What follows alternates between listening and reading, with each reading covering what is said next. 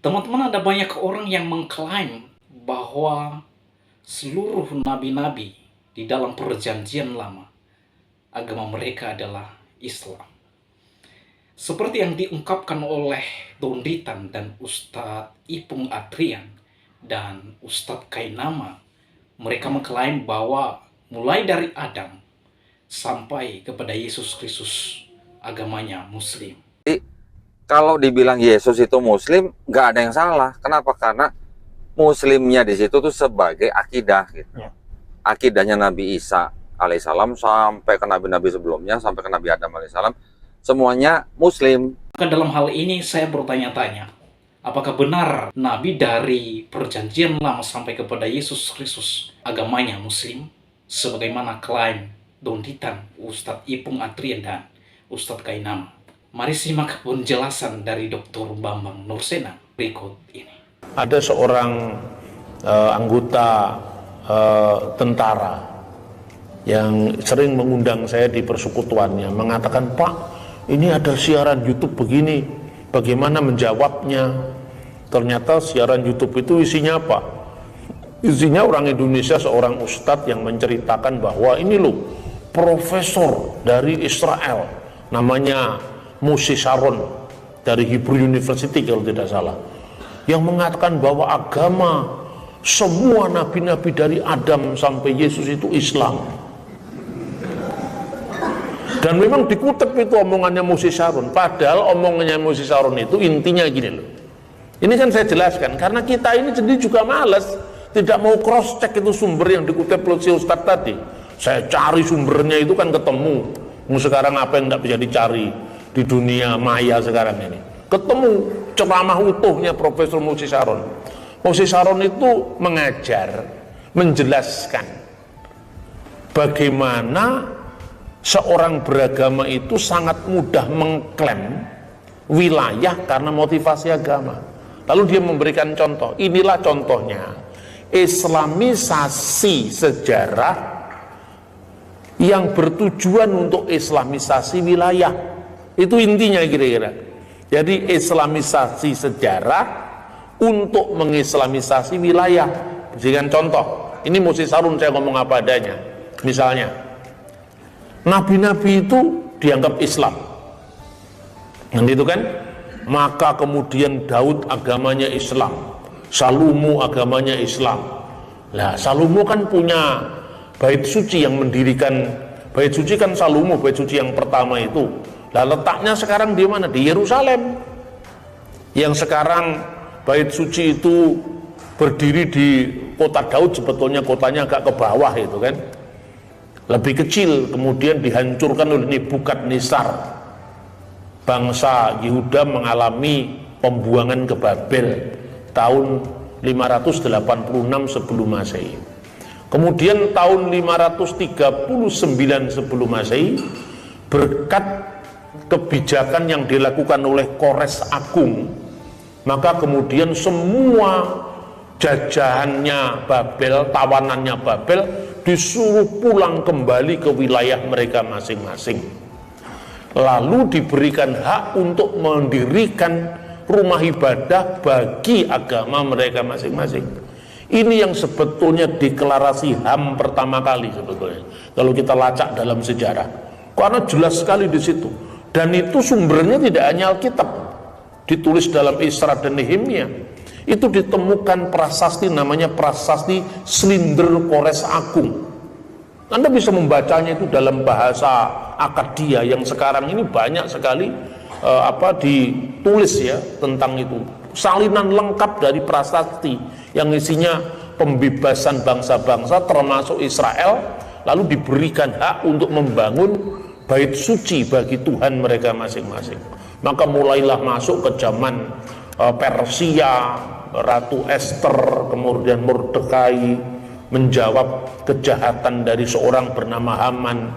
Lalu setelah itu dibangunlah bait suci yang kedua zamannya Isra dan Nehemia, ketika bangsa Israel kemudian kembali dijajah oleh Roma. Herodes Agung memperluas bait suci itu kira-kira tahun 37 sebelum Masehi itu kan mulai Romawi menguasai Israel. Lalu dibawalah bait suci yang sekarang dikenal dengan bait Allah yang kedua, yang sekarang tinggal tembok barat. Orang Yahudi menyebutkan Hakotel Hama'arifi, orang Arab menyebutkan Haitun al-Mubaka, ya tembok ratapan. Nah itu kan berarti pemegang hak pertama kali yang membangun itu siapa? Salomo. Salomo itu kan Nabi Sulaiman alaihi salam. Nah berarti kalau Salomo sama dengan Nabi Sulaiman, dan Nabi Sulaiman agamanya sudah Islam, berarti asetnya itu aset Islam, kira-kira seperti itu. Itu sudut pandang seorang profesor Yahudi, bukan berarti semua agama, semua nabi-nabi itu agamanya Islam gitu. Lucu sekali sebetulnya kalau dilihat. Tapi itu sudah bersorak-sorai mendengar YouTube semacam itu. Lalu saya kasih pelurusan lewat YouTube. Nggak begitu maksudnya. Nah saya gregetan lagi.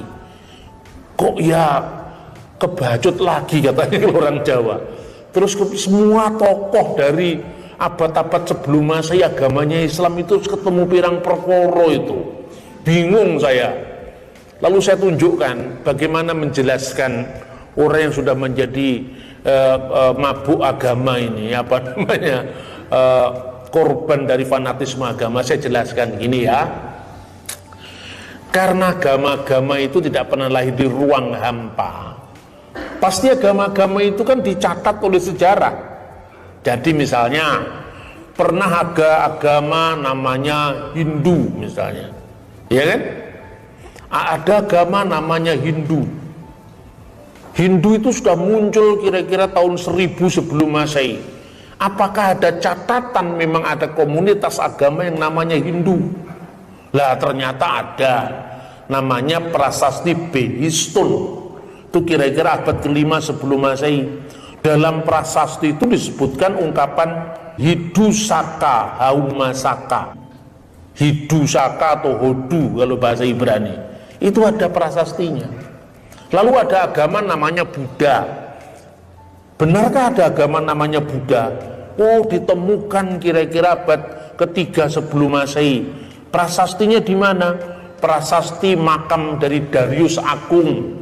Itu ada ungkapan Sakyamuni, Buddha, Dhamma, itu muncul di situ. Nah ternyata memang agama Buddha dibuktikan oleh sejarah. Kristiani, agama Kristen, ya, misalnya disebut-sebut dalam tulisan sejarawan Yunani, seorang satiris Yunani misalnya, atau disebutkan dalam tulisan seorang senator Roma sekaligus sejarawan Roma yang namanya misalnya Cornelius Tacitus, yang menyebut orang-orang Kristiani pengikut Yesus yang disebut Kristus. Ada lagi sebutan Nosrim, Nasrani, yang artinya pengikut Yesus orang Nazaret, disebutkan dalam Alkitab Kisah Rasul pasal 24 ayat 5, tapi juga disebutkan dalam dokumen Yahudi yang namanya Birkat Haminim. Kan ada semua istilah Kristianos, Kristiani, Nosrim di luar kitab suci maksud saya. Sebab kalau kita mengatakan, oh ini Kristen agama yang paling benar, dasarnya dari Alkitab, lah itu kan Alkitabnya orang Kristen. Orang Hindu kan nggak percaya Alkitab. Dan kita kan tidak bisa memaksakan kitab suci kita itu untuk agama lain. Begitu juga adalah hak setiap orang muslim untuk mengatakan inna dinna indalahil Islam. Sesungguhnya agama di sisi Allah itu adalah agama Islam. Lu silakan. Tapi ketika Anda mengatakan bahwa semua nabi agamanya Islam, prasastinya mana? Yang di luar Quran itu mana yang menyebut ada agama Ibrahim agamanya Islam? Ditemukan prasasti dari zaman Ibrahim misalnya prasasti Nusi atau undang-undang Lipit Ishtar, itu kan sejaman dengan Abraham. Tidak ada satupun agama yang namanya Islam, gitu loh cara berpikir historis. Sebab kalau orang cara pikirnya cara pikir pokoknya Alkitab, lah ya pokoknya Alkitab itu kan pokoknya kuwi kan kowe sing percaya, sing liya kan ora percaya. Yang tahu orang Jawa. Itu kan hanya kamu yang percaya, orang lain kan nggak percaya gitu loh. Begitu juga Anda boleh 1000 kali mengatakan bahwa agama saya itu yang diridhoi Tuhan, silakan, tapi itu kan klaim sepihak, bukti historisnya mana gitu loh. Nah itu kira-kira pentingnya memahami tantangan kita di masyarakat majemuk. Kalau saya hanya membuktikan bahwa ketika saya percaya orang Kristen Yesus itu disalib, saya dengan lantang berani berkata, sudah kamu tutup Alkitab itu Yesus pasti disalib. Kalau sekedar mencari fakta sejarah, ngapain kita harus membanding-bandingkan kitab suci kita dengan kitab suci orang lain? Sama-sama kepercayaan. Bagi yang percaya, monggo. Bagi yang tidak percaya, lah itu kan bukan berarti bagi dia. Makanya saya membuktikan Yesus disalib. Itu tulisannya Cornelius Tacitus, itu tulisannya Flavius Josephus. Josephus itu orang Yahudi, bukan orang Kristen. Cornelius Tacitus itu orang Roma, bukan orang Kristen. Dan mereka tidak menerima Yesus, tapi mereka mengatakan Yesus disalibkan pada masa pemerintahan Pontius Pilatus. Baru di abad ketiga itu pengembangan dari sekte Gnostik namanya Basilides, muncul teori yang disalibkan itu bukan Yesus tapi Simon dari Kirene. Itu baru abad ketiga. Lah kalau baru abad ketiga dari peristiwa, berarti kan lebih dari 270 tahun setelah peristiwa. Lah secara historis tidak ada artinya. Diponegoro itu matinya di Sulawesi, ya kan? Kemudian fakta sejarahnya ada. Pertama, sumber primer. Diponegoro sebelum wafat itu menulis namanya Babat Diponegoro yang ditulis di Manado. Ada bukti lagi, komunitas Jawa Tondanu, yaitu murid-muridnya Kiai Mojo. Sekarang masih ada Jaton di Tondanu kok pakai bahasa Jawa. Itu karena memang keturunannya Kiai Mojo. Itu kan bukti sejarah, sumber primer, sumber sejaman, kan begitu kan? Lah nanti kemudian 300 tahun kemudian ada orang mengatakan dia menerima wangsit dari dunia gaib bahwa Diponegoro itu matinya di Madura misalnya. Loh, ini apa punya nilai sejarah? Tapi saya tidak pernah mau ngurusi agama orang. Saya hanya ingin membangun kepercayaan kepada orang Kristen bahwa imanmu itu bukan sekedar klaim secara sepihak.